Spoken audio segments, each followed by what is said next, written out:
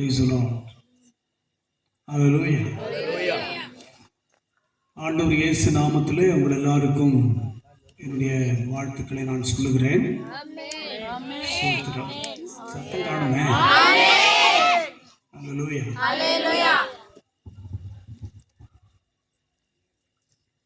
சரியான நேரத்துக்கு நாங்கள் கூட்டத்தை முடிக்க நாங்கள் ஆசிக்கிறோம், யோசிக்கிறோம்.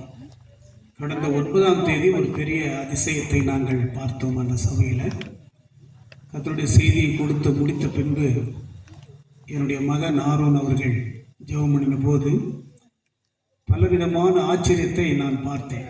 என் ஜனங்கள் இவ்வளோ கட்டில, இவ்வளோ பெரிய வேதனையில் கதறி கதறி அழுகிறதை நாங்கள் பார்த்தோம். பயங்கர பிசாசனுடைய கட்டுகள், போராட்டங்கள், பல பயங்கரமான வியாதிகள், இதெல்லாம் நாங்கள் கண்களால் பார்த்தோம். அது கூட்டு முடிவதற்கு மணி 3 ஆயிடுச்சு, மத்தியானம் 3 மணி ஆயிடுச்சு. அப்படிப்பட்டதான காரியங்களை தேவன் செய்து கொண்டிருக்கிறார். கர்த்தர் ஒவ்வொரு காரியங்களையும் தேவன் நடத்துவார். எங்களை குறித்து நாங்கள் சொல்லுவது இல்லை, தேவன் செய்கிறதை நாங்கள் சொல்லிக் கொண்டிருக்கிறோம். பேனப்பள்ளி பகுதியில் நாங்கள் செய்த ஊழியத்தை எல்லாரும் பார்த்தார்கள். அதில் பார்த்தவர்களில் 2 பேர் எங்கள் மத்தியில் இப்போ இல்லாதது எனக்கு ரொம்ப துக்கமாக இருக்கிறது. அருமையான பெஞ்சமின் அண்ணன் அவர்கள், தேவப்பிரியம் அண்ணன் அவர்கள். நாங்கள் இந்த ரோட்டில் போயிட்டு இருந்தேன். அங்கே கடையாண்ட உட்காந்துட்டு இருந்தாங்க 2 பேரும். என்னப்பா யாரோ வராங்க, நீ வந்து ஊழியத்தை முதல்ல இங்கே ஆரம்பித்த, நீ ஏன் கூட்டத்தில் பேசுறதுக்கு வர்றதில்லை? நிறைய கூட்டம் வைக்கிறாங்க, எதில் ஊழியக்காரர் வராங்க, பெரிய பெரிய இடத்துலலாம் வராங்க. நான் சொன்ன 2 பேருக்கும், அண்ணே நான் வந்து சுவிசேஷம் சொல்லும்போது 10 நிமிஷமாவது சபையை குறித்து சொல்லுவேன். இது வந்து இங்கே பிடிக்காது. கட்டடத்தை குறித்தல்ல, சபையை குறித்து நான் சொல்லும்போது, சபை என்றால் என்ன? 2 பேர் மனம் திரும்பி ஒரு இடத்துல கூடுவது அது சபை என்ற காரியத்தை ஜனங்கள் ஒத்துக்கொள்ள மாட்டார்கள் என்று நான் சொன்னேன். அதில் எவ்வளோ பெரிய சட்டத்திட்டங்கள் இருக்கிறது என்று சொல்லும்போது அவர்கள் சரிதான் நீ சொல்றது அப்படி என்று சிரித்தார்கள்.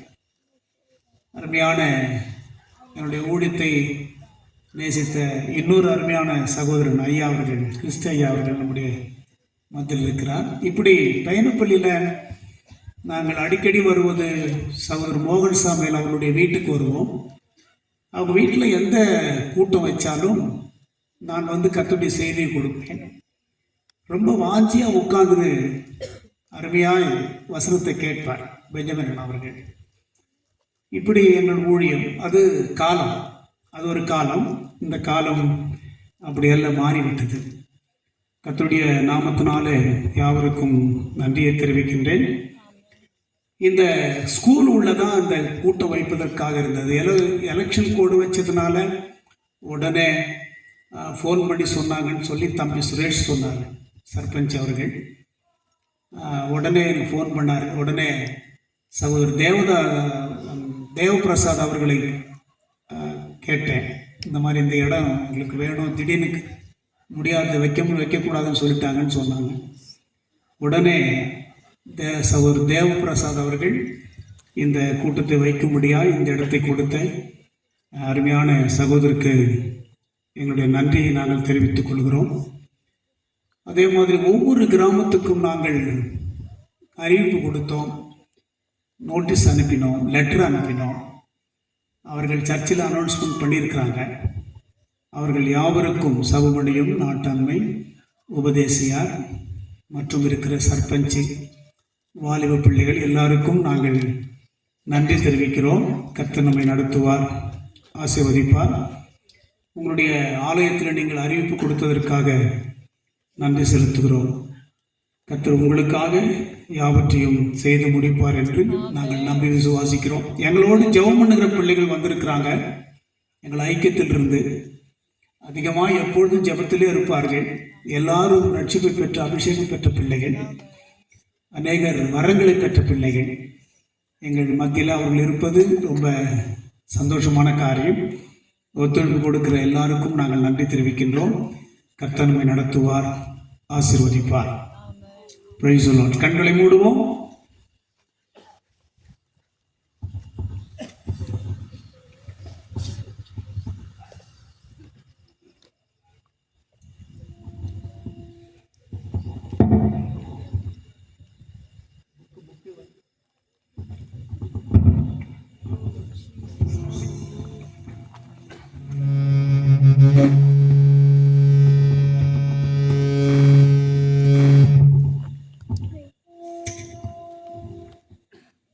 Praise the Lord. రాజాని సన్నిధిలో నేనుండానయ్యా, మనసారా ఆరాధిస్తూ బ్రతికేస్తానయ్యా. రాజాని సన్నిధిలో నేనుండానయ్యా, మనసారా ఆరాధిస్తూ బ్రతికేస్తానయ్యా. నేనుండాలేనయ్యా, నే బ్రతికలేనయ్యా, నేనుండాలేనయ్యా, నే బ్రతికలేనయ్యా. నీవే లేకుండా నేనుండాలేనయ్యా, నీ తోడే లేకుండా నే బ్రతికలేనయ్యా. నీవే లేకుండా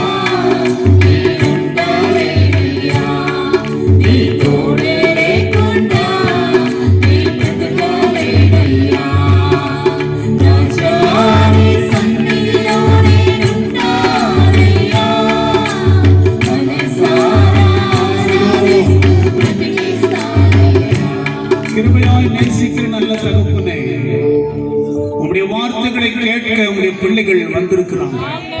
எங்கள் சொந்தங்கள் வந்திருக்கிறது. உமக்கு நன்றி செலுத்துகிறோம். நாங்கள் நோட்டீஸ்ல போட்டோம்பா, கிறிஸ்து இயேசுனுடைய பாடுகளும் அவருடைய மரணமும் அதன் மூலமாய் கிடைக்கிற ஒரு பெரிய விடுதலையும் என்று நாங்கள் போட்டோம். உம்முடைய நாமம் மகிமைக்காக உம்முடைய சத்தத்தை தொனிக்கப்படும். இயேசுவில் ஜெபிக்கிறோம் பிதாவே. நேர ஒரு வசனத்துக்கு போவோம். 1 பேதுரு 2ஆம் அதிகாரம் 24வது வசனம், 25வது வசனம். 1 பேதுரு 2ஆம் அதிகாரம் 24, 25. நாம் பாவங்களுக்கு செத்து நீதிக்கு பிழைத்திருக்கும்படிக்கு அவர் தாமே தமது சரீரத்திலே நம்முடைய பாவங்களை சிலுவையின் மேல் சுமந்தார். நாம் பாவங்களுக்கு செத்து நீதிக்கு பிழைத்திருக்க நம் பாவங்களை சிலுவையின் மேல் சுமந்தார். அவர் தழும்புகளால் நாம் குணமாகிறோம். ஸ்தோத்திரம். நீங்கள் கவனிங்கள். முதல்ல என்ன வாசிக்கிறேன்னா, பாவத்துக்கு செத்துணும். அந்த பாவத்துக்கு செத்துகிற சாகர மனுஷன் யார் என்று சொன்னால், அப்பா அம்மாவுக்கு பிறந்த சகோதர சகோதரி, பெற்றோருக்கு பிறந்தவர்கள். பெற்றோருக்கு பிறந்தவர்களுடைய சுபாவம் எனக்குள்ள இருக்கிறபடினால முதல் என் உள்ளான மனுஷன் சாகரம். சிலுவைக்கு போனாரு, செத்துட்டாரு, பாடுகள் வந்தது, லெந்து நாள் வந்தது, குட்ஃப்ரைடே வந்தது, கஞ்சி ஒரு கிளாஸ் குடிச்சேன். அப்பா அம்மாவுக்கு பிறந்த பிறப்பு சாகரம். அது ரத்தத்தினால பிறந்தது, அது புருஷ சித்தத்தினால பிறந்தது, அது மாம்சத்தினால பிறந்தது, அது கெட்டு போன ரத்தம். ஒரு பிக்சர் கொடுக்கிறார் பாரு ஆண்டவர், ஒரு தெளிவு கொடுக்கிறார் பாரு. அவன் பழைய மனுஷன், அவன் துஷ்டன், அவன் துர்மார்க்கன். கீழே வாசிக்கும் போது பதில் கொடுக்கிறாரு, நீ ஆண்டவராகிய இயேசு கிறிஸ்துவின் மரணத்தை நீ சுமப்பாயானால்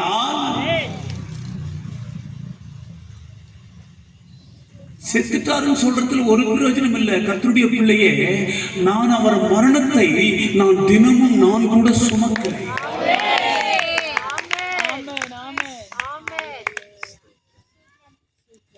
ஒவ்வொன்றும் வசனமே இருக்கும், மொத்தத்தையும் விளக்க முடியாது, டைம் இல்லை.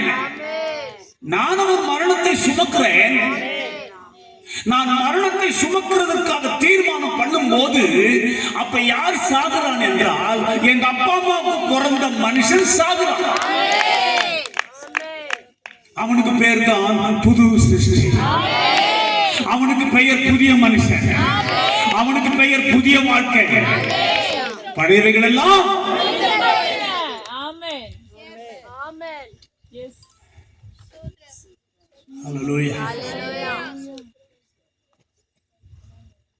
நான் என்ன சொல்றேன், அந்த கடிதங்கள் இருக்குது பாரு, நிருபங்கள், லெட்டர்ஸ், அதை பாருங்கன்ற ஒருத்தர் கூட பார்க்கறது இல்லை, பார்க்கறதே கிடையாது. அதுல என் முடியிலிருந்து என் கால் தூசி வரைக்கும் எழுதுறாரு ஆவியானவர். லெட்டர்ஸ் பார்க்கலாம், நிருபங்களை பார்க்கலாம்.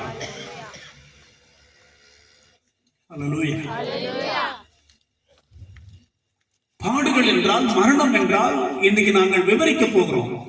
இன்னொன்னு கூட நாம் மத்தியில விவரிக்க போறோம். கெத்செமனே தோட்டத்தை உங்க மத்தியில கொண்டு வர போறோம்.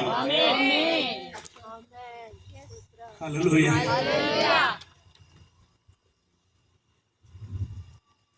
நீதிக்கு பிழைத்திருக்க நம் பாவங்களை என்ன செய்தாராம்? எதன் மேல சுமந்தான்? சிலுவையின் மேல். எந்த பாவத்தை? எந்த பாவத்தை? ஜென்ம பாவம் ஒண்ணு இருக்குது, கர்ம பாவம் ஒண்ணு இருக்குது. இந்த ரெண்டு பாவத்தையும் சிலுவையிலே அவர் சுமந்தார். இப்ப நான் அவருடைய மரணத்தை சுமக்கும் போது அவருடைய வெளிச்சம் எனக்குள் வருகிறது. அவர் பட்ட காயம் என்னை சுகமாக்குகிறது. அவர் ரத்தம் என்னை சுத்திகரிக்கிறது. அவருடைய தழும்புகளால் நான் குணமாகிறேன். அவருடைய எழுந்த ஆவியினால் நான் உயிர் பெற்றுகிறேன்.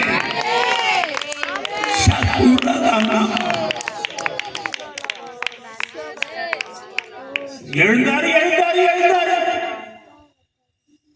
எழுந்ததுக்கு ஒரு பண்டிகை, செத்ததுக்கு ஒரு பண்டிகை, பிறந்ததுக்கு ஒரு பண்டிகை. ஏதாவது செய். பைபிள் இருக்குதா? அதை பார்த்து செய். பைபிள் இருக்குதான், பார்த்து செய். உன்னை கர்த்தர் 1000 மடங்கு ஆசீர்வதிப்பார். பைபிள் இருக்கிறபடி பார்த்து பார்த்து பார்த்து பார்த்து செய்யறது யார் தெரியுமா? புதுசா வருகிற இந்துக்கள். ஊழியர்களுடைய வார்த்தைக்கு தேவனுக்கு அடுத்ததாக நினைக்கிற இந்துக்கள், புதுசா வருகிற ரட்சிக்கப்பட்ட இந்துக்கள் நடுக்குகிறார்கள். சரியான குண்டவேறு யாருக்குன்னா,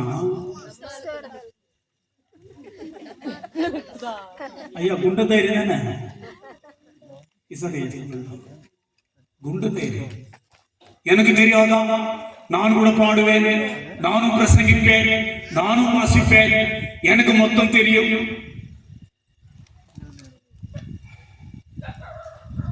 பைபிள் இருக்கிற பேருங்கெல்லாம் நம்ம ஊர்ல தான் இருக்குது. கவனிக்க வேண்டும் கர்த்தருடைய பிள்ளைகளே. கீழே என்ன வாசிக்கிறோம்? கொஞ்சம் வாசிங்க அந்த வசனத்தை, அதுவே மனசுல ஓடினுக்குது. ஒன்னு யோவான் சுவிசேஷம் 1ஆம் அதிகாரம் 12வது வசனம் 13வது வசனம்.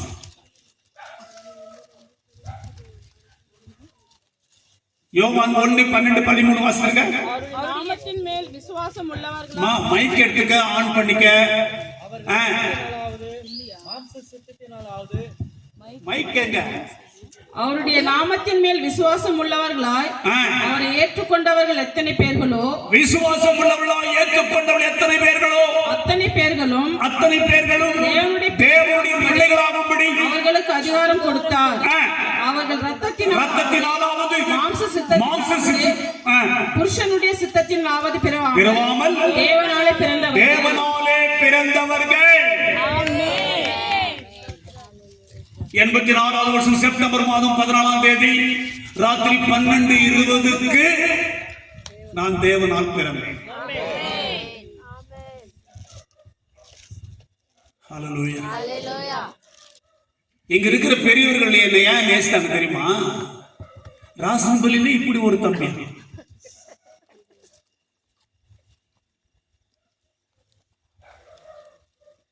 தேவனால் பிறந்தேன்.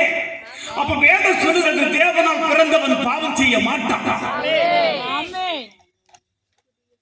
பரிசுத்தமானாய் மாற்றப்படுகிறான், நீதிமானாய் மாற்றப்படுகிறான். ஆமென். சிலுவையின் மேல் என் பாவத்தை அவர் சுமந்தார். கிறிஸ்தவர்கள் தேவையில்லை ஆண்டவருக்கு, கிறிஸ்தவர்கள் தேவையில்லை. ஆண்டவர் இயேசுவுக்கு தேவை யார் தெரியுமா? சீஷர்கள். பின்னால இருக்கிறவங்க சத்தம் போட மாட்டீங்களா? ஆண்டவர் இயேசுவுக்கு கிறிஸ்தவர்கள் தேவையில்லை.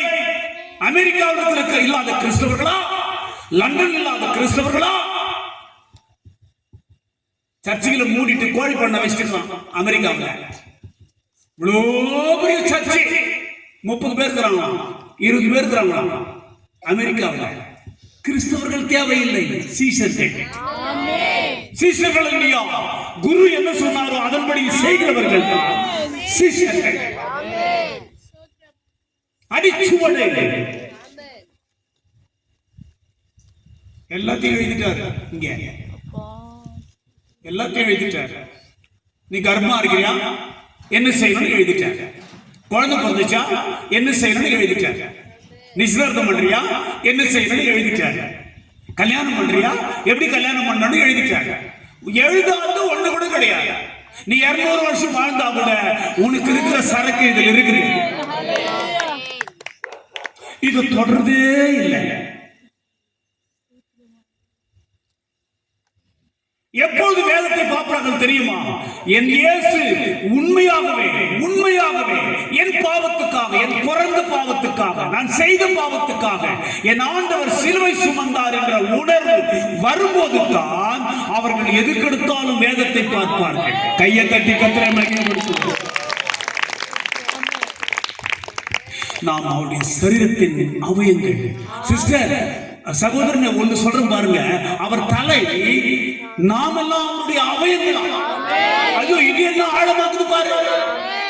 அவர் கை யாருன்னா நான் தான், அவர் காது யாருன்னா நான் தான், அவர் வாய் யாருன்னா நான் தான்.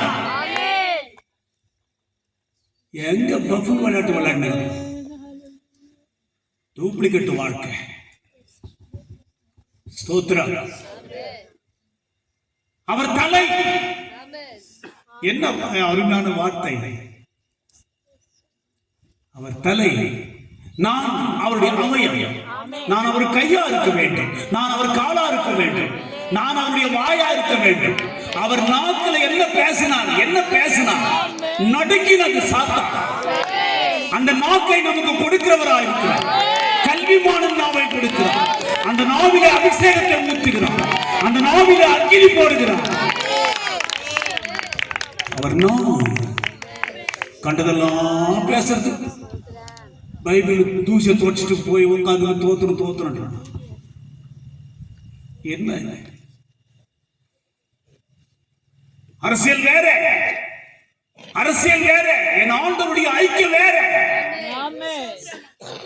பிரிக்கிறார் ஆண்டவர். யோவான் ஸ்நானகன் ஏன் காட்டுக்கு போனார்? கேள்விப்பட்டீங்களா? யாராவது சொல்ல கேள்விப்பட்டீங்களா? யோவான் ஸ்நானகன் ஏன் காட்டுக்கு போனார் தெரியும்? அவர் ஆலயத்தில் இருந்தார். அவர் பிரித்து எடுக்கப்பட்டவர். அவர் ஒளியாய் வந்தார். ஒரு ஒளியை பற்றி பிரசங்கிக்க வந்தார். அவர் வழியை செவைப்படுத்த வந்தார். யோவான் ஸ்நானகன் ஏன் போயிட்டார் காட்டுக்கு? ஆலயத்துக்குள்ள இருக்கிற அங்க இருக்கிற பெரியவர்கள் இருக்காங்க இல்லையா, ஊர்ல பெரியவங்க எல்லாம் உள்ள எதுக்கு வந்தாங்க? அந்த வராண்டாவுக்கு வந்தாங்க. அப்புறம் கதவை திறந்தாங்க. அப்புறம் சர்ச்சுக்குள்ள வந்துட்டான். யோவான் ஸ்நானகன் அவ்வளோ பெரிய மனுஷன். ஸ்திரீகளுடைய கர்ப்பத்தில் பிறந்தவன் யோவான் ஸ்நானகனை விட பெரியவன் ஒருவன் இல்லை.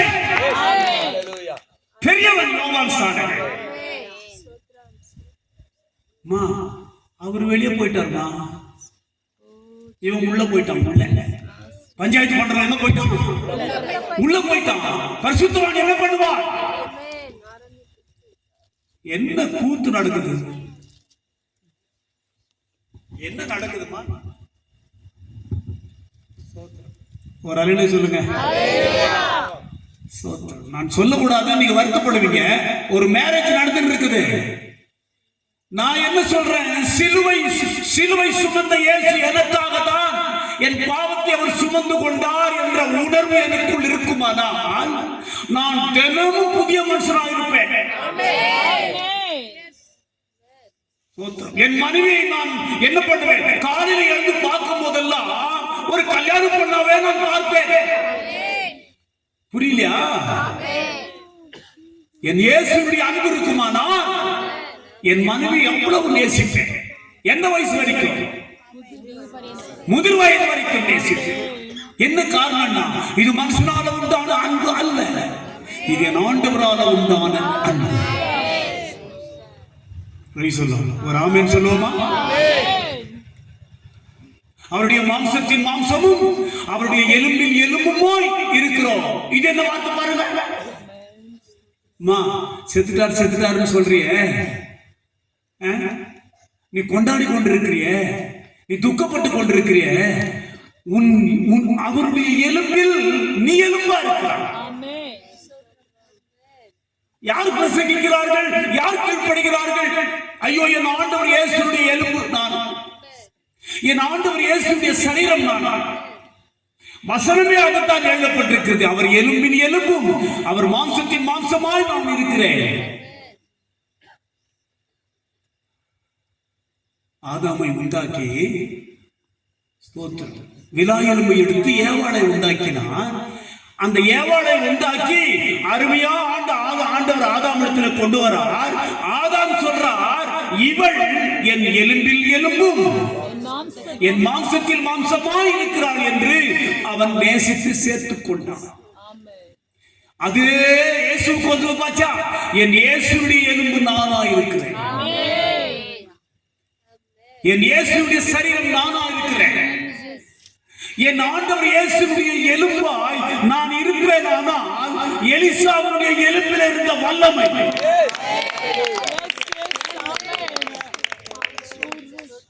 பரிசுத்தவான்களுடைய எலும்பு, யோசேப்பினுடைய எலும்பை எகிப்திலிருந்து கொண்டு வந்தார்கள். என்ன அதிசயம்! ஹல்லேலூயா, ஸ்தோத்திரம். அந்த எலும்புக்குள்ள பாயுது அந்த வல்லமை, அந்த அபிஷேகம் எலும்புக்குள்ள பாயுது. நீ விசுவாசித்தால் இன்னைக்கு பாயும். இன்னைக்கு விசுவாசித்தால் உன் சரீரத்தில் அது பாயும். ஹல்லேலூயா. அப்படிப்பட்ட எலும்புகளை காப்பாற்றுகிறார். ஆமென். என் ஆண்டவர் நீதிமானாய் இருந்தபடினாலே அவர் சிலுவையில தொங்கும் போது கள்ளர்களுடைய எல்லா ஜீவனும் இருந்தது. அதனால ஜீவன் இருந்தபடினால கள்ளர்களுடைய எலும்பை, காலெலும்பை முறித்து போட்டார்கள். கிட்ட வந்து பார்த்தா என் ஆசிரியர் இயேசு ஜீவனை விட்டார். என்ன காரணம்னா அவர் எலும்பு முறிக்கப்படவில்லை.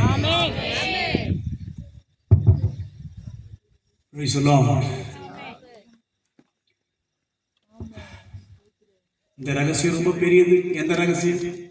உலகத்தில் எந்த ரகசியம் பெரியது? உலகத்தில் எந்த ரகசியம் பெரியது? ஏதாவது தெரியுமா? உங்களுக்கு நான் சொல்ல வந்திருக்கிறேன் கர்த்தருடைய பிள்ளைகளே. சோத்திரம். பிரதம மந்திரியுடைய ரகசியமா? தேசத்துடைய ரகசியமா? இந்த ஸ்டேட்டுடைய ரகசியமா? சிஎம் உடைய ரகசியமா? உன் வீட்டு ரகசியமா?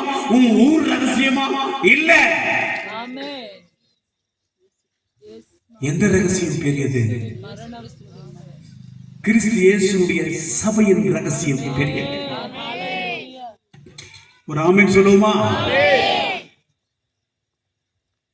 ஆதாமுடைய விழாவிலிருந்து ஏவாள் வந்தது உண்மையானால் என் இயேசு கிறிஸ்து சிலுவையில் தொங்கிக் கொண்டிருக்கிறார்.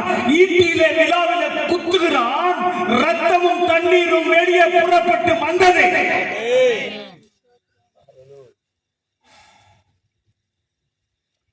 அப்ப கிறிஸ்து இயேசுடைய விழா எலும்பிலிருந்து என்ன வரணும்? ரத்தமும் தண்ணீரும் வந்துச்சே. இது புரியுதா உங்களுக்கு? ஆதாம் விழாவில் இருந்து இயேசு ஏவாள் வந்தாள். இயேசுடைய விழாவில் இருந்து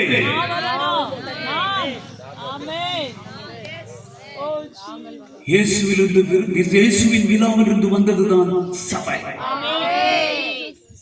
ரத்தம் கொடுத்து நம்மை வாங்கினான். அப்ப இயேசு கிறிஸ்துவின் விழாவிலிருந்து வந்த ஒரு மணவாட்டியா இருந்தால், நானா இருந்தால், நான் மீட்கப்பட்டவன், ரத்தம் கொடுத்து என்னை வாங்கினார். எப்படி ஆதாமுடைய எலும்பிலிருந்து ஏவாள் வந்தாளோ அந்த மாதிரி இயேசுடைய விழாவிலிருந்து நான் வந்தேன். அதனால பாவத்துக்கு எனக்கு ஒரு 1000 மைல் தூரம். சோத்திரம். ஒரு ஆமீன் சொல்ல மாட்டீங்களா? நான் எங்கிருந்து வந்தேன்? சத்தமா சொல்லுங்க பார்க்கலாம். நான் எங்கிருந்து வந்தேன்? இயேசுவின் விழாவிலிருந்து நான் வந்தேன். ஸ்தோத்திரம். ஒரு ஆமீன் சொல்லுங்க.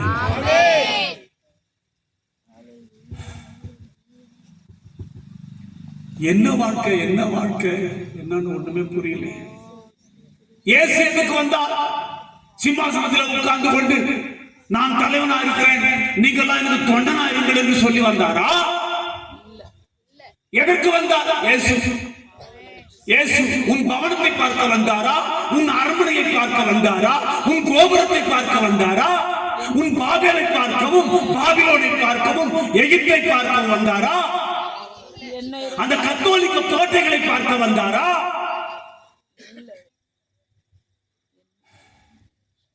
புரோட்டஸ்டன்ட்னு வச்சுமே உருப்படியா இருக்கணுமா வேணாமா? ஏமா கத்தோலிக்கில் இருந்து எப்படி எது மாறிச்சு? புரோட்டஸ்டன்ட்னா என்ன?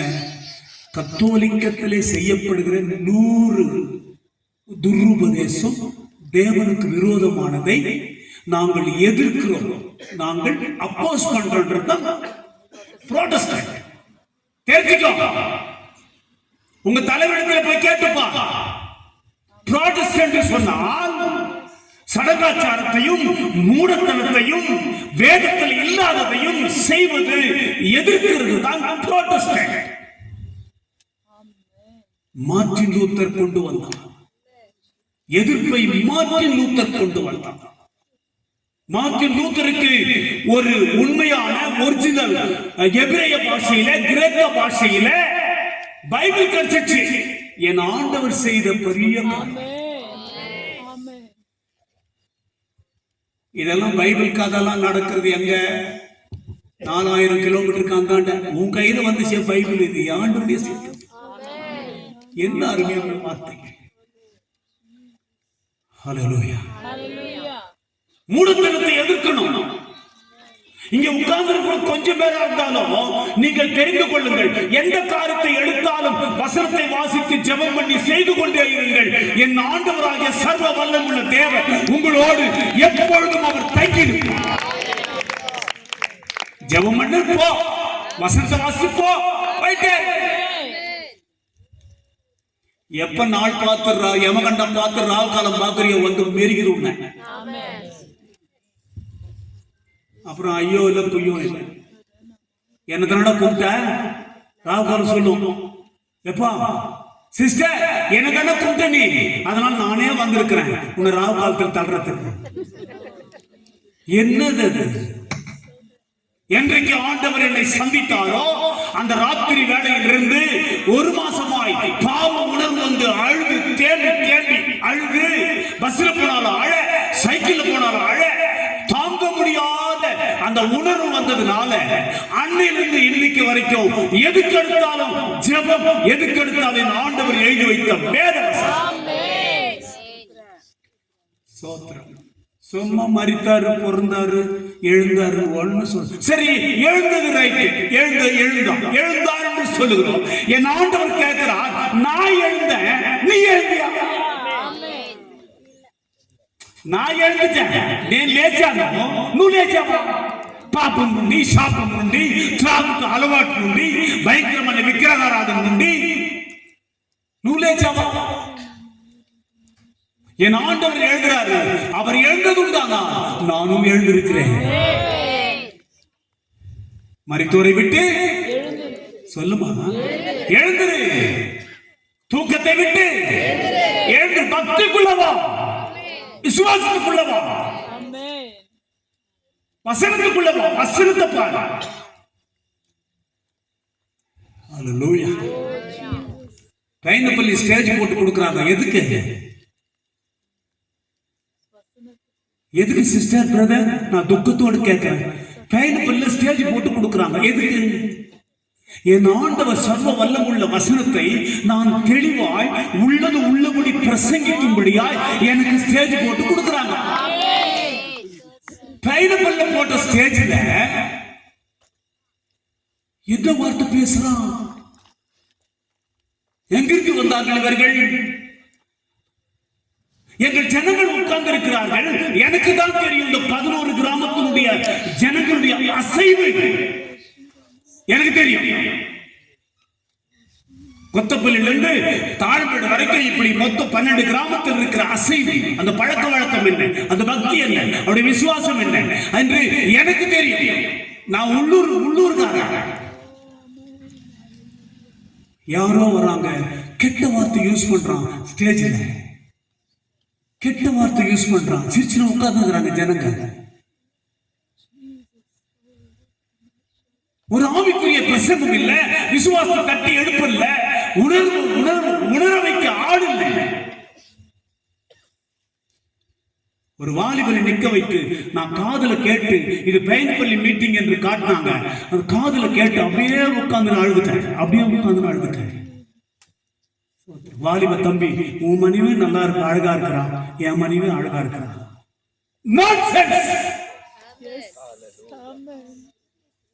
என் ஆண்டுடைய பலிப்பிடம் சுத்தமானது.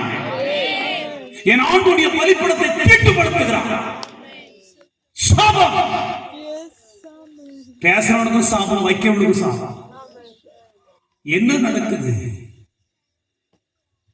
ஹல்லேலூயா. கெத்செமனே தோட்டத்தில் நடந்ததை சொல்லட்டுமா? வாங்க, கெத்செமனே தோட்டத்தில் நடந்ததை நான் காட்டுறேன் பாருங்க. சீக்கிரம் வாப்பா. ஒருத்தர் கருப்பு துணியை போட்டு அவர் சாத்தான், ஒருத்தர் ஒயிட் துணியை போயிட்டு அவர் ஆண்டவர் இயேசு. இப்படி வாங்க, ஸ்டேஜுக்கு ஏறி வருவான் சீக்கிரம். கெத்செமனே தோட்டத்தில் நடந்ததை காட்டுறேன். நீங்க அப்படியே வீட்டுல போய் அதுக்காக ஜெபம் பண்ணுங்க.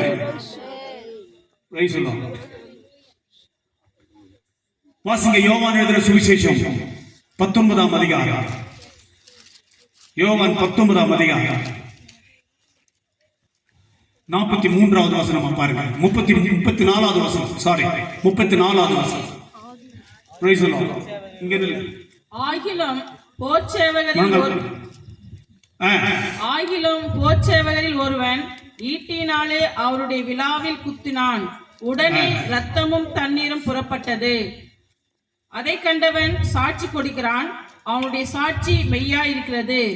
நீங்கள் விசுவாசிக்கும்படி நான் சொல்லுகிறது மெய்யென்று அவன் அறிந்திருக்கிறான். அதாவது கெத்செமனே தோட்டத்தில் என்ன நடக்குது என்று சொன்னால் நீங்கள் பாருங்கள். பிதாவே, இந்த பாத்திரம் என்னை விட்டு நீங்க கூடுமானால் நீங்கும்படி செய்யும் என்று கேட்கிறார். அது என்ன பாத்திரம்? உங்களுக்கு நான் இன்றைக்கு கற்றுக் கொடுக்க போகிறேன். என்ன பாத்திரத்தை வைத்துக் கொண்டு கீழே முழங்கால் போடுமா? கையை அப்படி தூக்காமி கேட்ட இந்த பக்கம் ஆண்டவர் பக்கம் காமி. Praise the Lord. இந்த பாத்திரம் என்ன பாத்திரம் என்றால், இந்த பாத்திரத்தை குறித்து 1490 வருஷத்துக்கு முன்னாலே எழுதிட்டார். இயேசுப்பா பிறக்கிறதுக்கு முன்னாலே சத்தியம் இதுதான். இந்த பாத்திரத்தை 2 கையிலும் பிடி. பார்த்தவா தம்பி, 2 கையிலும் பிடி. பிசாசு என்ன செய்கிறான்? இந்த பாத்திரத்தை இவர் கையில கொடுக்கிறார். அந்த பழைய பாட்டில் என்ன இருக்குதுன்னா, ஒரு ஸ்திரீ தன்னுடைய கர்ப்பவதியாக இருக்கும் போது புருஷன் என்ன செய்கிறார்? ஊர் பெரிய மனுஷர்கிட்ட வந்து கூட்டு வரோம் கொண்டாட்டிய. எது கூட்டு வரனா? எனக்கு இவருடைய கர்ப்பத்தில் எனக்கு சந்தேகம் இருக்கிறது, விசாரிங்கள் என்று சொல்லுகிறார். அப்ப ஊர்க்கார் விசாரிக்கிறாங்க. என்ன சொல்லி விசாரிக்கிறாங்க தெரியுமா? அம்மா, நீ கர்ப்பமா வந்து உன் புருஷனுக்கு தானா யாருக்கோ என்று எங்களுக்கு தெரியாது, உன் புருஷன் சந்தேகப்படுகிறார். அதனால இந்த பாத்திரத்துல அங்க போய் மண்ணை கொண்டு வந்து சேரை கொண்டு வந்து இந்த பாத்திரத்திலே போடுகிறார்கள் ஊர் பெரியவங்க. என் ஆண்டவர் எழுதினார் பாருங்க, எடுத்து இங்க போடுறாங்க. இதைத்தான் என்ன செய்கிறார்? இயேசுவுக்கு கொடுக்கிறார். ஏன் தெரியுமா? நீ பரிசுத்தவான் சொல்றிய, நீ பாவிகளுக்காக வந்து சொல்றிய, நீ நல்லவனா கெட்டவனான்னு இதை குடிச்சிட்டு நிறுவி வீட்டுல போய் காய்கறி வாசிப்பார். என்னாகும் 5ஆம் அதிகாரம் அப்படியே ஆண்டவர் எழுதியிருக்கிறார். ஹல்லேலூயா.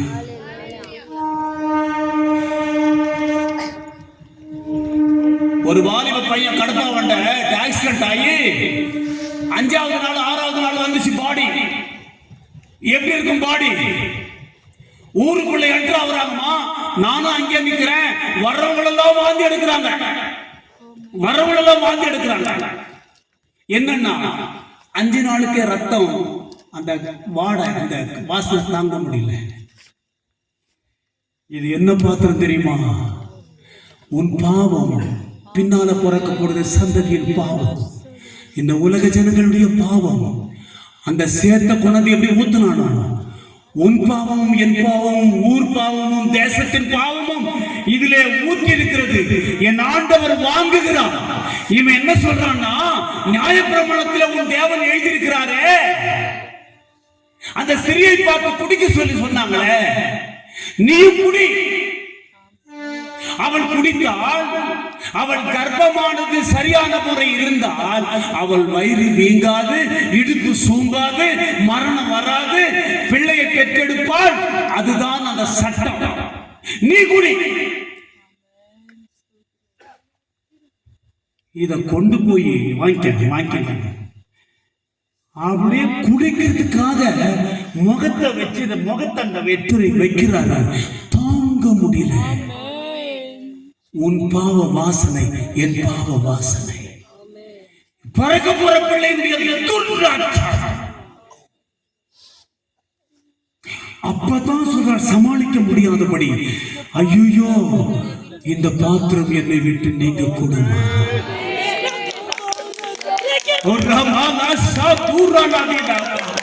இந்த பாத்திரம் என்னை விட்டு நீங்க கூடுமாதா? நீங்கும்படி என்னால முடியல, என்னால தாங்க முடியல. நான் எல்லாத்தையும் சகிச்சேன். காருக்கு போனான் சகிச்சேன், ஜாட்டில் அடித்தான் தகிச்சேன், கண்ணை கட்டினான் அடிச்சான் சகிச்சேன், எல்லாத்தையும் சகிச்சேன், எல்லாத்தையும் சகிச்சேன். ஆனா இது சகிக்க முடியலப்பா. என்ன காரணம்னா, இதுல எல்லாருடைய பாவமும் இதுல இருக்கிறது. அது சேரு, அது துர்நாற்றம். எத்தனை முறை வாசித்திருப்ப, இந்த பாத்திரம் என்னை விட்டு நீங்க கூடுமானா நீங்கும்படி செய்ய மாட்டாங்க. சவால் விடுகிறான் சாத்தான், குடி. நீ பரிசுத்தர் இல்லையா? என் ஆண்டவருடைய வார்த்தை சொல்லுது, அவரிலே ஒரு பாவம் இல்லை, ஒரு பாவம் இல்லை. என்னிலே பாவம் உண்டு என்று உங்களில் யார் என்னை குற்றப்படுத்தக் கூடும் என்று தைரியமாய் கேட்ட உலகத்தின் ரட்சகர் என் ஆண்டவர் பரிசுத்தர், பரிசுத்தர்.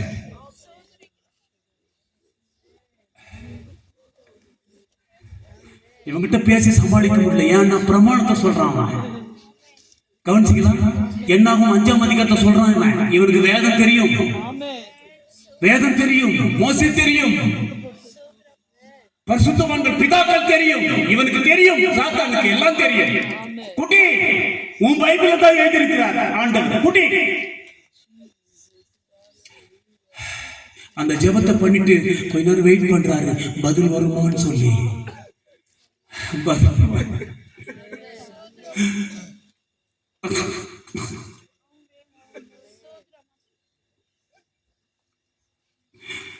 பிதாவானவர் பதில் கொடுக்கவே இல்லை. பிதாவானவர் பதில் கொடுக்கவே இல்லை. என்ன செய்தார் தெரியுமா? உன்னை மீட்டுக் கொள்வதற்காக, என்னை ரட்சிப்பதற்காக என்னை விடுவிப்பதற்காக, உன்னை விடுவிப்பதற்காக குடிச்சிட்டாரு. உன் பாவ சேற்றை குடித்த என் ஆண்டவர் இயேசு.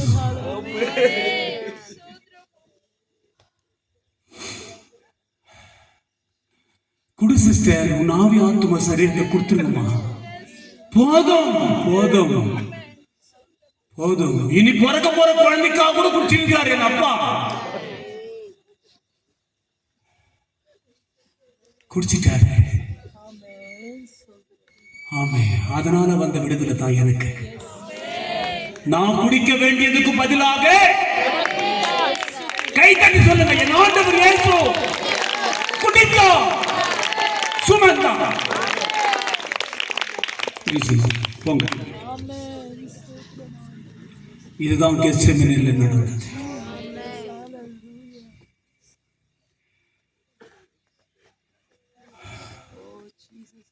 விலாவில குத்துறான்.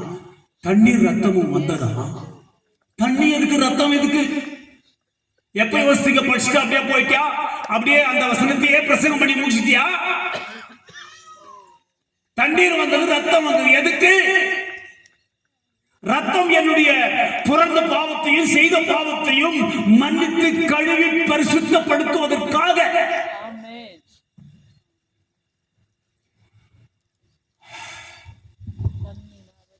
அந்த பரிசுத்தப்படுத்துகிற காரியத்தை நினைச்சா இன்னொரு வார்த்தை ஞாபகத்துக்கு வருது.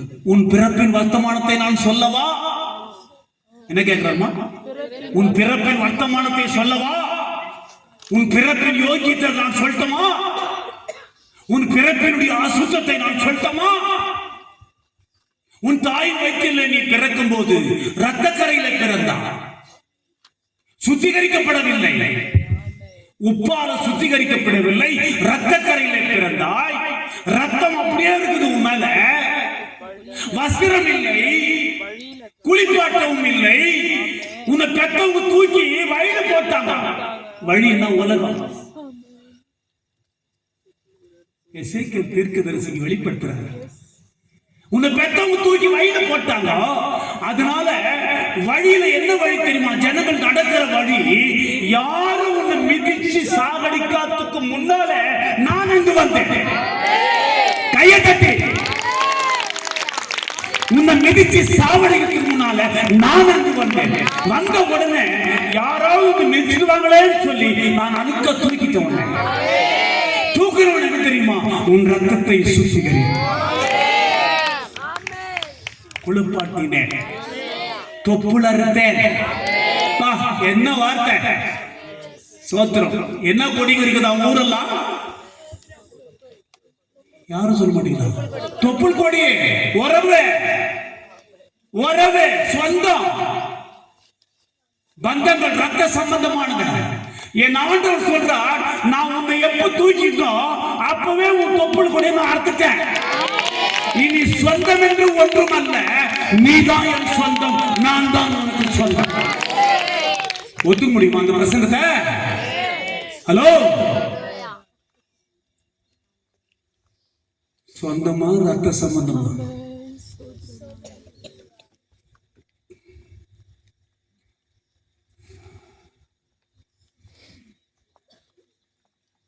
கேஜிஎஃப் ஞாபகம் வருது. எங்க அம்மா ஒரு விஷயம் சொல்லுவாங்க. அவங்க கேஜிஎஃப் இருக்கும்போது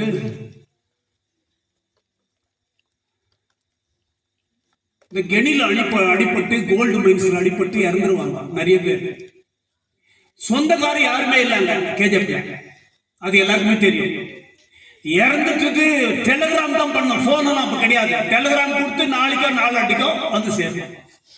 அது வரைக்கும் அந்த பக்கத்து தெருவுக்கு, அந்தாண்ட தெருவில், அந்த தெருவில் சொர்க்காப்பேட்டை ஏதோ இருக்குது. அங்க போய், அம்மா என் வீட்டுல ஒருத்தர் இறந்துட்டாங்க, உங்களுக்கு ஒரு நாளெல்லாம் நீங்க அழுதிக்கலன்னா உங்களுக்கு 50 காசு தரேன். கேஜிஎஃப்ல இருந்து வந்த பழைய ஆளுங்க யாருன்னு அந்த கேட்டு பாருங்க, கரெக்டா சொல்லுவாங்க. ஒரு நாளெல்லாம் அழுதா 50 பைசா. ராத்திரி கூட இருந்து அழுதனா 1 ரூபாய். அதான் அன்னைக்கு 1 ரூபாய் வந்து இன்னைக்கு 3000 5000 ஆயிடுச்சு.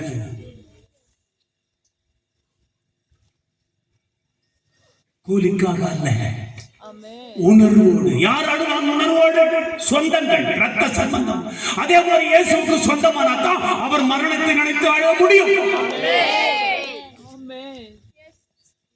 இதுவரைக்கும் நிறைய பேரு மரித்தார் போனோம், அவ்வளவுதான், ஏதோ துக்கம் கொண்டாடணும், சர்ச்சுக்கு போனோம், கஞ்சி குடிச்சோம், நேர போயினே இருக்கிறோம். ஆனா எனக்காகவே என் சொந்தக்காரர், என்னை ரட்சிக்க வந்தவர், என்னை விமோசிக்க வந்தவர், என்னை விடுதலையாக்க வந்தவர், அந்த சாபம் மரணம் எல்லாவற்றையும் விடுதலை பண்ணினவர் எனக்கு மரித்தார் அப்படின்னு சொல்றவங்க யார் தெரியுமா? அழுகிறவர்கள். சோத்திரம். அவன் கூலி கழ மாட்டான். சோத்திரம். அவன் தான் சொந்தக்காரன். என் ஆண்டவர் சொல்றார், சொந்தங்களின் தொப்புள் கொடியை நான் என்ன பண்ணேன்? அறுத்தேன். உன்னை சுத்திகரித்தேன். நீ டிரஸ் இல்லாம இருந்த, உனக்கு துணி இல்லை, உனக்கு நான் துணியை போட்டேன். அது என்ன துணி? ரட்சிப்பின் வஸ்திரத்தை போட்டேன். நீதியின் சால்வையினால் உன்னை நான் போத்தினேன். ஸ்தோத்திரம். ஹல்லேலூயா. தெரிந்து கொள்ள வேண்டும், சத்தியத்தை அறிவீர்கள், சத்தியம் தான் உங்களை விடுதலையாக்கும். ஸ்தோத்திரம். ஆமென். குடிச்சிட்டாங்க, பாத்திரத்தை குடிச்சிட்டாங்க, பதில் வரல. எல்லாத்துக்கும் பதில் கொடுத்தா பிதாவாங்க, ஆனா இதுக்கு பதில் கொடுக்கல. குடிச்சதுனால்தான் இன்னைக்கு என்னை மீட்டுக் கொண்டார், உன்னையும் அவர் மீட்டுக் கொண்டார். சோத்திரம். இந்த உணர்வு உனக்கு இருக்குதா? இந்த உணர்வு உனக்கு இருக்குதா? உன் காலை கொடுத்தியா? உன் வாயை கொடுத்தியா? உன்னுடைய தலையை கொடுத்தியா? கிறிஸ்து இயேசுவுடைய அவயங்கள், அவர் தலை. உன் நடமாட்டம் அவர் அவயங்கள், உன் கால்கள் அவருடைய அவயங்கள்.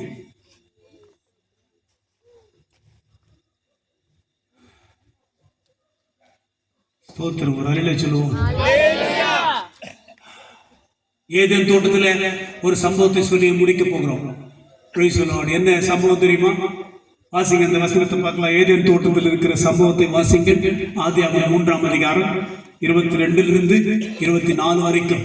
சீக்கிரம் வாசிக்க முடிக்கலாம். 22 24 வரைக்கும். பின்பு தேவனாகிய கர்த்தர், இதோ மனுஷன் நன்மை தீமை அறியத்தக்கவனாய் நம்மில் ஒருவரைப் போல ஆனான். இப்பொழுதும் அவன் தன் கையை நீட்டி ஜீவ விருட்சத்தின் கனியையும் பறித்து புசித்து என்றைக்கும் உயிரோடு இராதபடிக்கு செய்ய வேண்டும் என்று அவன் எடுக்கப்பட்ட மண்ணை பண்படுத்த தேவனாகிய கர்த்தர் அவனை ஏதேன் தோட்டத்திலிருந்து அனுப்பிவிட்டார். அவர் மனுஷனை துரத்திவிட்டு ஜீவ விருட்சத்துக்கு போம் வழியை காவல் செய்ய ஏதோன் தோட்டத்துக்கு கிழக்கே கேருபீன்களையும் வீசிக்கொண்டிருக்கிற சுடரொளி பட்டயத்தையும் வைத்தார். இவன் சாப்பிட வேண்டிய பழத்தை சொன்னார். சாப்பிட எல்லாம் கஷ்டம் தானே, நமக்கு அந்த சப்ஜெக்ட் நல்லா தெரியும். நிறைய பிரசங்கத்தை நாம் கேட்டிருக்கிறோம். சாப்பிட வேண்டியது எது? ஜீவ விருட்ச கனி. எதை சாப்பிட சொன்னாரோ அதை சாப்பிடாமல் அவர்கள் வேறொரு கனியை சாப்பிட்டார்கள். இப்ப ஜீவ விருட்ச கனியை சாப்பிட்டா என்ன இல்லையா? சாவு இல்லை. ஆனா சாப்பிட்டா ரெண்டு பழத்தை வைக்கிறார். ஒன்னு சாப்பிட்டா சாவு இல்லை, ஒன்னு சாப்பிட்டா மரணம். சொல்ற நீ சாவாய், இதை சாப்பிட்டா நீ சாவ, அதை சாப்பிட்டா நீ சாக மாட்ட என்று ஆண்டவர் பாடம் சொல்லி கொடுக்கிற மாதிரி ஆண்டவர் சொல்றார். ஹல்லேலூயா. இப்ப என்ன பண்ணிட்டார்? செத்தார்கள், சாப்பிட்டார்கள், நிர்வாணியானார்கள். ஒரு மிருகத்தை அடித்தார், தோலை எடுத்தார், வஸ்திரத்தை போட்டார், மூடிவிட்டார். எலிய கட்டு ஒளிஞ்சுக்கினாங்களாம். அந்த ஒளிஞ்சுக்கின அவளை பார்த்து எங்க இருக்குன்னு கேட்டு, எங்க நான் வச்ச இடத்துல இல்லையேன்னு சொல்லி இப்படியே நடந்துச்சு. என்னென்னவோ நடந்துச்சு. சரி, பரிதாபமா இலை கட்டுன்னு போறானே, இலை காஞ்சி போய் ஊந்துட்டா திரும்ப நிர்வாணம் தெரியும் என்று சொல்லி ஒரு நல்ல மிருகத்தை அடித்து, அந்த மிருகத்திற்கு இணையாகத்தான் இயேசு உனக்காக மரித்தார். இயேசு அடிக்கப்பட்டார். வாய்த்திரவாதம் ஆடு போல அடிக்கப்பட்ட போட்டு ட்ரெஸ் பண்ணி அனுப்பிச்சிட்டாரு. இப்ப என்ன பண்ண தெரியுமா? முக்கியமான வேலை செய்தார். இப்ப எதை எடுக்கக்கூடாது?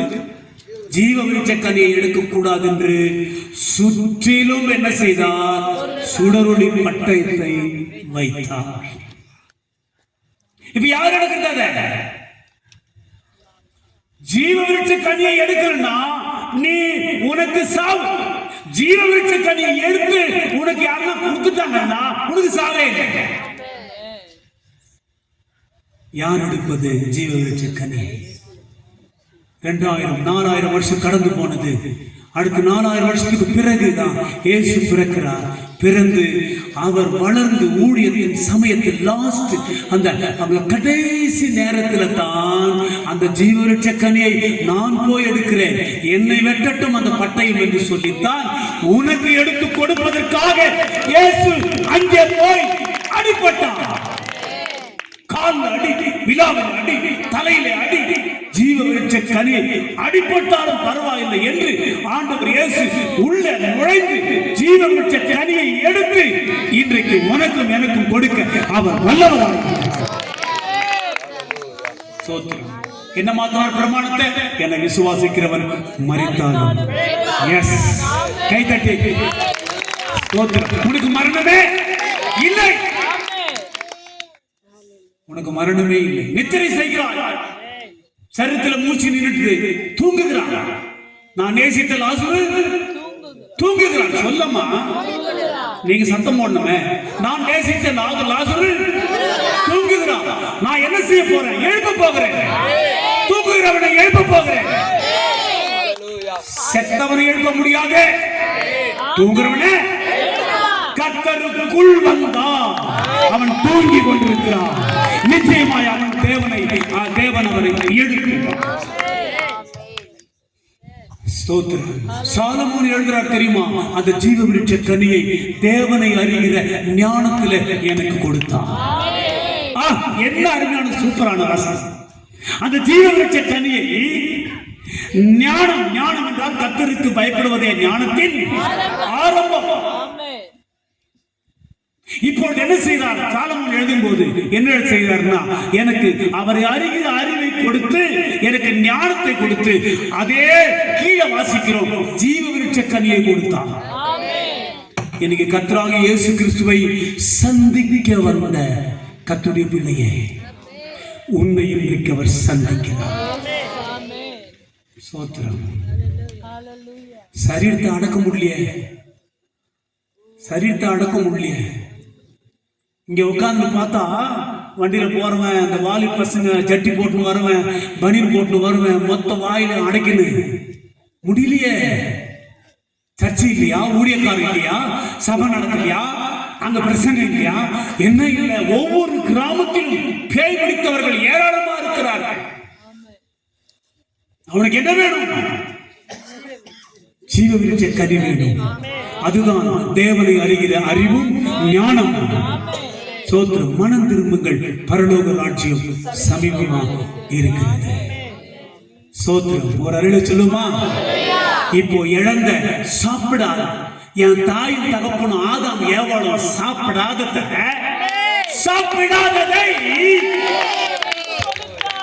சபைக்கு எனக்கு. இப்ப நான் ஜெபிக்கிறேன், நான் வேதத்தை பார்க்கிறேன், நான் உபவாசம் பண்ணுகிறேன், நான் அற்புதம் செய்கிறேன், நான் சுவிசேஷம் சொல்லுகிறேன். எனக்கு அந்த ஜீவ விருட்ச கனியை கொடுத்து விட்டேன். நான் அதை புசித்து விட்டேன். இனி எனக்கு மரணமே இல்லை.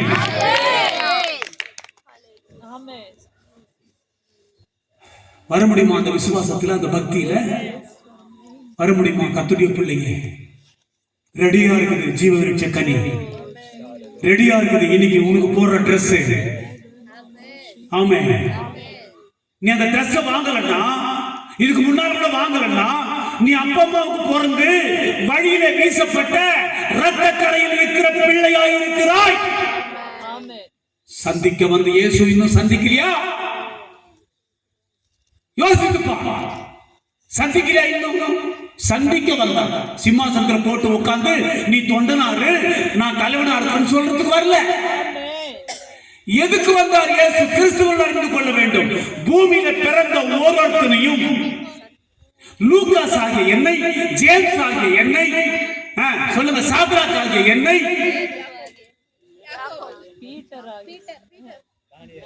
தானியேல் ஆகிய என்னை, பீட்டர் ஆகிய என்னை எதிர்த்து இயேசு வந்தார். என்னை சந்திக்க. ஓ, பைபிள் இருக்கிற பேரெல்லாம் வச்சிருக்கிற கர்த்தருடைய பிள்ளையே, ரூத்தம்மாவே உன்னை சந்தித்தார்.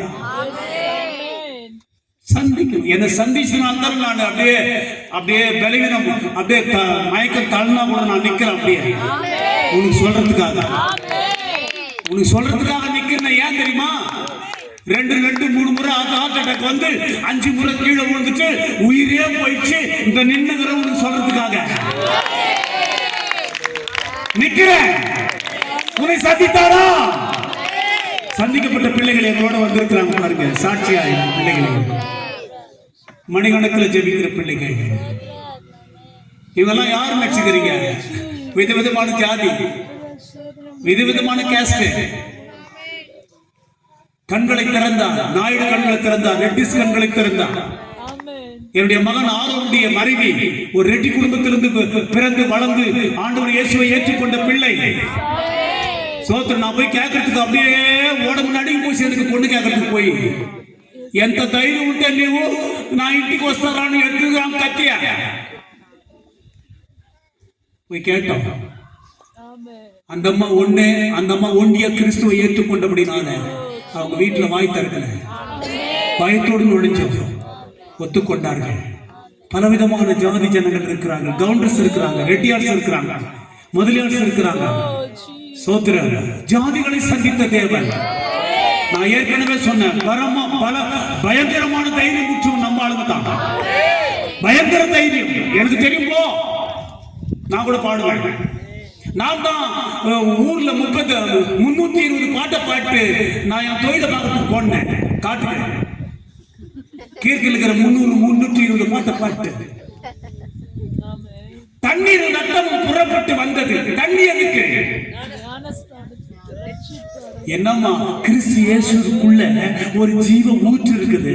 அந்த ஊற்று தாமா ஆண்டவர் உனக்கு ஜீவ தண்ணீராய் கொடுக்கும். விழாவிலிருந்து வந்தது தண்ணி, அது ஞானஸ்தானம் 2வது விஷயம். ஆனா உனக்குள்ள ஊற்றப்படுகிற ஒரு டம்ளர் தண்ணி. எஸ், சமாரியா ஸ்திரீகத்துல இது யாக்கோபு வெட்ட கிணறு தெரியுமா உனக்கு? யாருக்கே பிரசங்கம் பண்றாங்க அம்மா? ஏசப்பா, இது யாக்கோபு வெட்டின கிணறு எல்லாம் தெரியும் உங்களுக்கு? அது அந்த மலையில பாரு, அந்த பக்கம் திரும்பி பாருங்க. அந்த மலையில பாரு, அங்கே என் பிதாக்கள் தொழுது கொண்டு வந்தார்கள். அப்பா, அப்படியா? சரி, நீ யூதனா இருக்கிற, நான் சமாரியா இருக்கிறேன், உனக்கு எனக்கும் ஒத்து வர தொடக்கூட மாட்டாங்களே, நீ என்கிட்ட தண்ணி கேட்கறிய, அது எப்படி நியாயம்? அந்த அம்மா சொல்றாங்க. இல்ல தண்ணி கேட்கிறவர் யாருன்னு தெரிஞ்சா நீ என்கிட்ட நீ தண்ணி கேட்பேமா?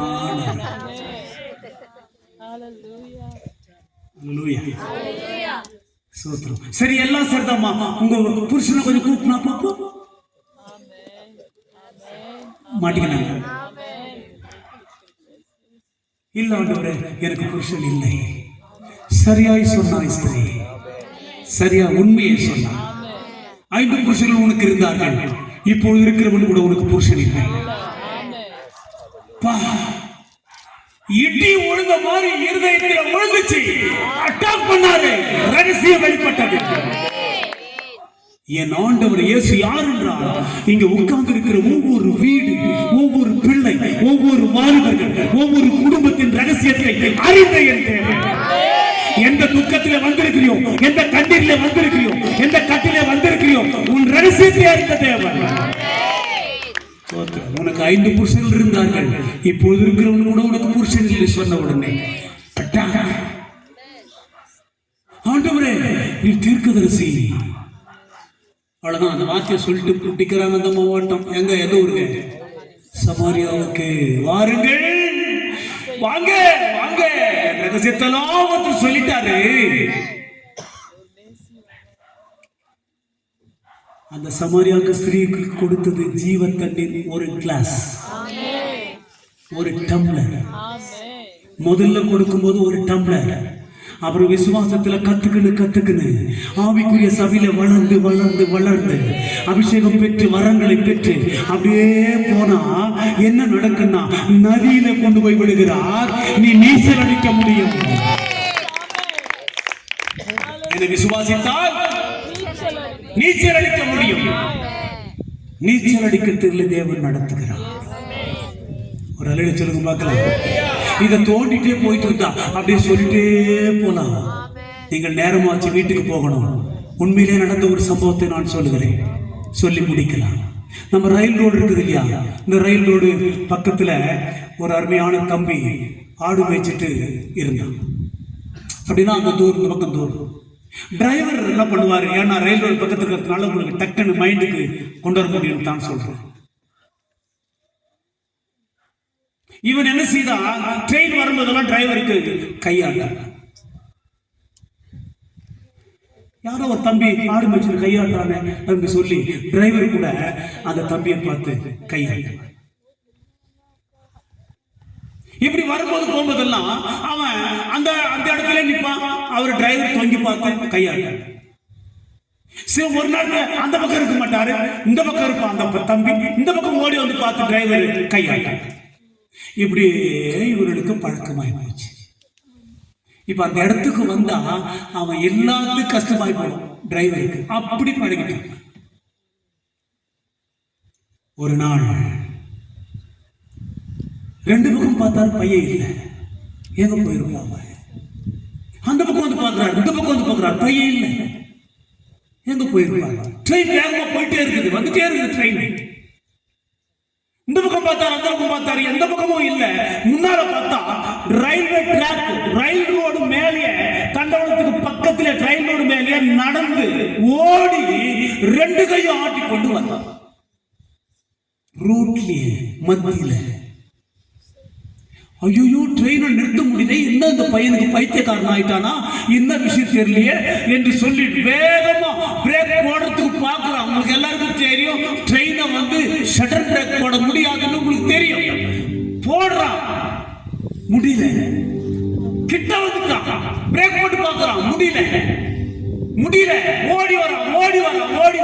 ட்ரெயின் அவன் மேலே ஏறிச்சு. கை வேற, கால் வேற, தலை வேற, துண்டு துண்டா கீழே விழுந்துருச்சு. துண்டு துண்டா. ட்ரெயின் நின்றுச்சு. என்னத்தினால வந்திருப்பான் இவன் ரயில் ரோட்டு மேல? ட்ரெயின் நிறுத்துறதுக்காக. கொஞ்சம் தூரம் போய் பார்த்தா அங்க ஒரு பெரிய பிரிட்ஜ், இந்த ட்ரெயின் போற பிரிட்ஜ் தண்ணில விழுந்து அடிச்சுட்டு போகுது. இந்த ட்ரெயினை நிறுத்துறதுக்காக தான் இவர் ரயில் ரோடு மேல ஓடி வந்திருக்கிறான். ஓடி வந்தான் டிரைவர், தலையை தூக்கி கொண்டு, தம்பி என்னை காப்பாற்ற, இந்த ட்ரெயின்ல இருக்கிற ஜனங்களை காப்பாற்றவா உன் உயிரையே கொடுத்த. அப்படியே தலையை தூக்கி கொண்டு முத்தமிட்டு அழுகிறான். நடந்த விஷயம்.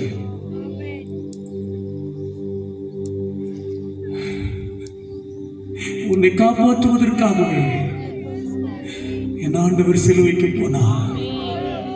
உன் குடும்பத்தை காப்பாற்ற, உன் பிள்ளைகளை காப்பாற்ற என் ஆண்டவர் சிலுவைக்கு போனார். ஆணிகள், முள்முடி, காரி துப்பி, சவுக்கால் அடித்து மரணத்தை சந்தித்தார். அந்த தம்பி எப்படி அந்த ட்ரெயினில் இருக்கிற ஜனங்களுக்கும் அந்த டிரைவருக்கும் தன் ஜீவனை கொடுத்தானோ, அதே போல உனக்காக இயேசு ஜீவனை கொடுத்தார்.